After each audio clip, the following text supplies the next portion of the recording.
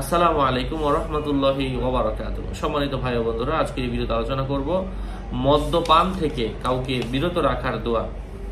মদ্যপান থেকে কাউকে বিরত রাখার জন্য আপনার সন্তান, আপনার স্বামী, আপনার স্ত্রী, আপনার কন্যা, আপনার আত্মীয় স্বজন, আপনার বন্ধু বান্ধব, যে কাউকে মদ্যপান থেকে বিরত রাখার জন্য সূরাতু আল মুমিনুন আপনারা লিখে, মানে জাফরান কালি দিয়ে লিখে পানি দিয়ে ধুয়ে তাকে 7 দিন এখান থেকে এই লেখা পানির সাথে অন্যান্য পানি মিশিয়ে 7 দিন খাওয়ান।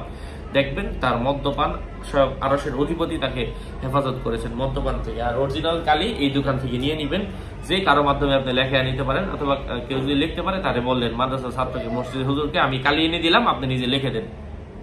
একবার আপনি নিজের হাতে ভালো কালিটা এই দোকান থেকে নিয়ে নিবেন, কারণ এটা ভালো কালি, আমি নিজেও দেখেছি। হুজুরকে বললে হুজুর অন্য কালিও দিতে পারে। 01896426494 দোকানের নাম্বার। ইনশাআল্লাহ 7 দিনের মধ্যে আল্লাহ পাক তাকে হেফাজত করবেন।